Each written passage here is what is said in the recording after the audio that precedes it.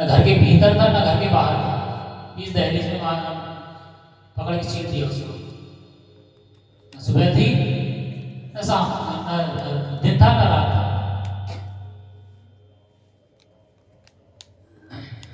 तो संध्या वेला थी और उस समय सारे देवी देवता भगवान की स्तुति में लगे हुए थे, क्योंकि संध्या वेला होती है ना, तो सब लोग भगवान की पूजा पाठ में रहते हैं। उस नरसिंह को धमकाया था, तो ये भूल गया कि ब्रह्मा मेरी ही रचना है।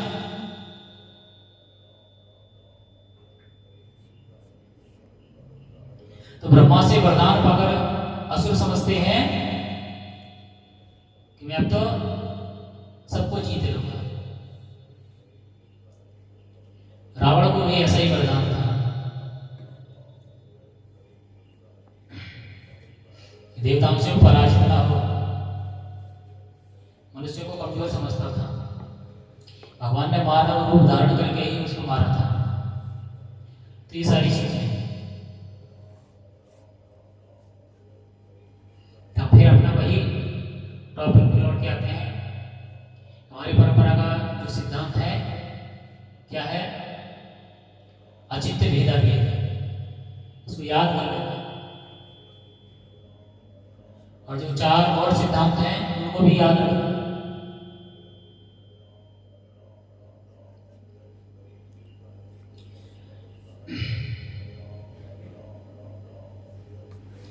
यहाँ पर ये श्लोक आप लोगों को प्रचार की दृष्टि से बहुत महत्वपूर्ण है। जो बाहर निकलते हैं प्रचार करने के लिए, दूसरा अध्याय और इसमें जो श्लोक आ रहे हैं, प्रभुपाद जी बार बार सिद्धांतों का खंडन कर रहे हैं। अगर आप इनको पढ़ेंगे तो आप प्रचार में किसी को भी निरुत्तर कर सकते हैं, क्योंकि यहाँ ऐसे ज्यादा है स्पष्ट क्षेत्र में कि तू भी ब्रह्म मैं भी ब्रह्म, हम सबकी आत्मा एक है। तो आत्मा एक है तो सबको एक साथ भूख क्यों नहीं लगती, सबको एक साथ प्यास नहीं लगती, सबको एक साथ निद्रा क्यों नहीं आती? कोई शाम को सो जाता है सही समय पे, कोई पूरी रात जागता रहता है, ऐसा क्यों है? मतलब हम सबकी आत्मा जो है पृथक पृथक है। इसलिए यहाँ पर व्यष्टि आत्मा का वर्णन किया है श्री प्रभुपाद। इस जो प्रभात का परपट है, जब आप लोग बार बार पढ़ेंगे तब आपको प्रचार में रुचि आएगी, तब आप लोगों के सवालों के जवाब दे सकेंगे।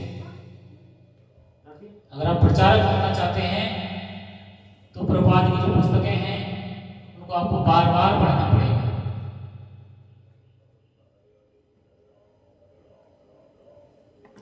बहुत सारी चीजें, बहुत सारे सिद्धांत हैं। कहते हैं हम भगवान के अंश, हम भी तो भगवान हुए। बहुत सारे भगवान बनना शुरू हो जाते हैं। भगवद गीता में कहा गया है कि हम भगवान के अंश हैं, अर्थात हम भी भगवान हैं। तो जो भगवान ने किया है थोड़ा बहुत कर लो, कहीं नहीं करते हैं।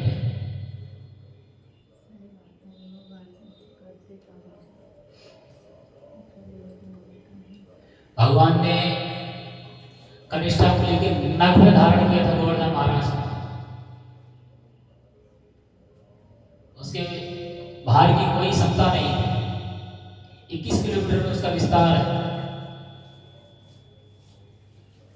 और वो ऐसा विशाल पर्वत, जब वो अपने असली रूप में आता था तो सूर्य के प्रकाश को रोकता था।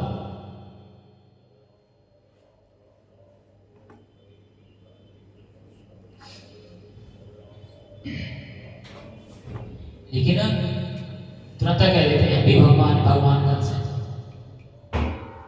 और एक समुद्र में और समुद्र की बूंद की क्या तुलना है?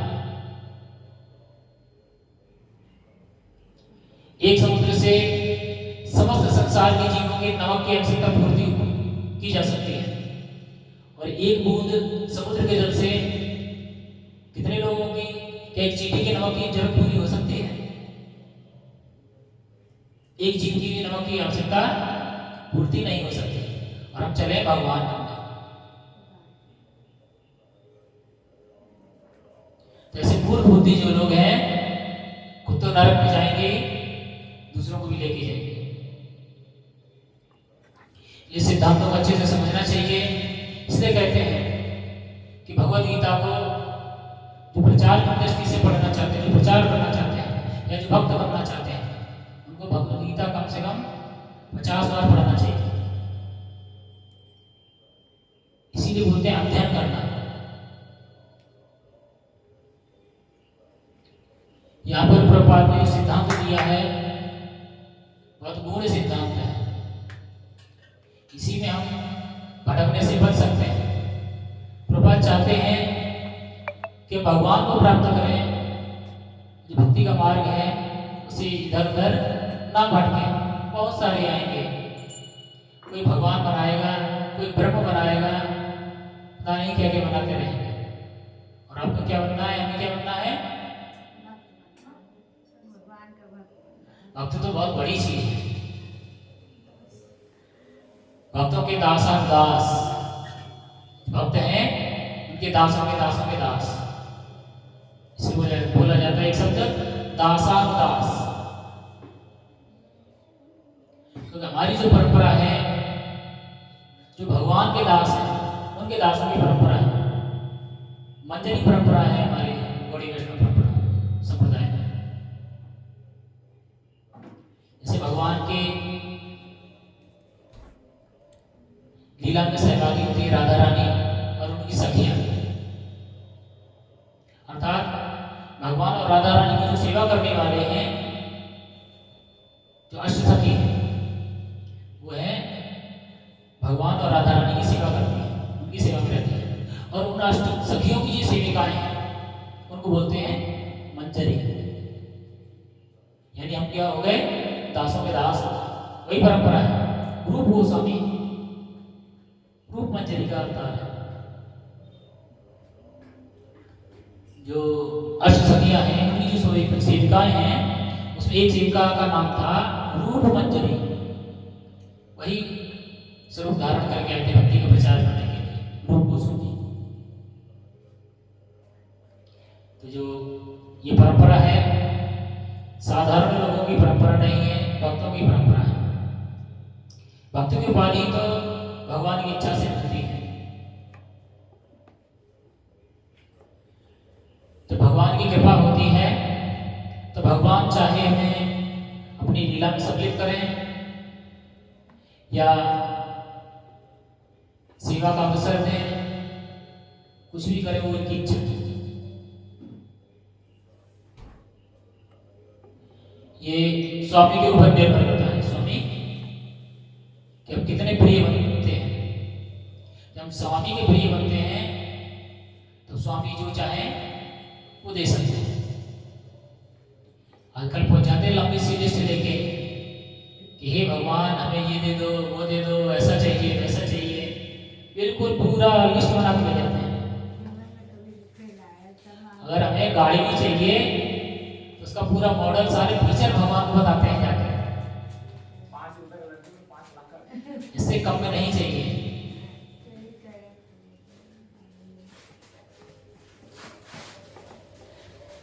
डिमांड इतना खतरनाक होती है। यानी भगवान की 1% इच्छा भी स्वीकार नहीं है, सब अपने मन का करना है, पूरा मनोधर्म लेके चलते हैं। तो प्रभुपाद कहते हैं अगर आप भगवान की इंद्रियों को संतुष्ट करेंगे तो हमारी इंद्रियां स्वतः संतुष्ट हो जाएंगे।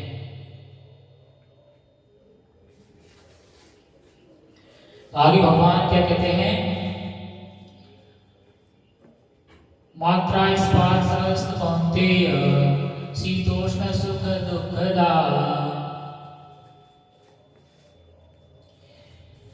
आगम अपायिनो नित्य स्थांस्ते चिस्व भारत। तो क्या कह रहे हैं? अभी आपको बताते हैं, अभी और निंदा होगी आप लोगों की। भगवान कहते हैं हे कुंती पुत्र, सुख तथा दुख का क्षणिक उदय तथा कालक्रम में उनका अंतर्धान होना सर्दी तथा गर्मी की ऋतुओं के आने के समान है।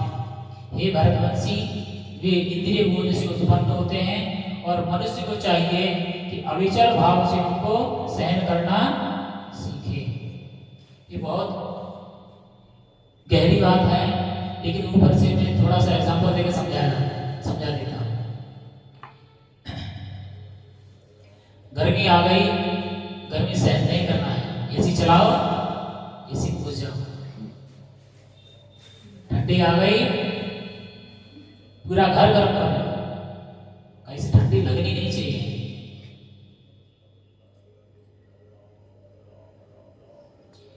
यहाँ पे भगवान क्या कहना चाह रहे हैं? भगवान कह रहे हैं कि सुख दुख जो है समय के हिसाब से आते और जाते रहते हैं, जैसे सर्दी और गर्मी।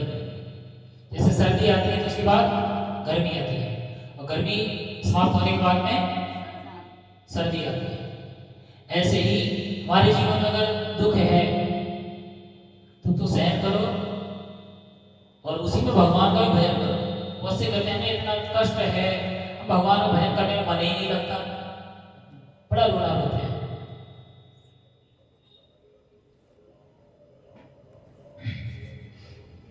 उसके बाद में अगर दुख है, जब दुख समाप्त होगा तो सुख भी आएगा। भगवान कहते हैं हमें सुख और दुख एक समान भाव से सहन करना चाहिए। ऐसा नहीं है सुख आया तो नाच रहे हैं, दुनिया भूल गए, दुख आ गया तो रोते फिर रहे हैं।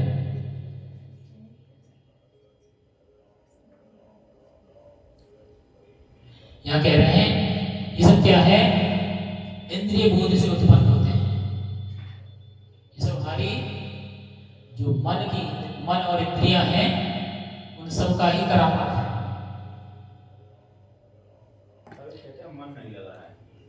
अगर हमारा सुविधाएं ना हो तो बिना पंखे के भी रह सकते हैं, सामर्थ्य ना हो और सामर्थ्य हो तो एसी में भी नहीं रहना है, एसी से भी और कुछ ऊपर का हो तो वो सुख चाहिए।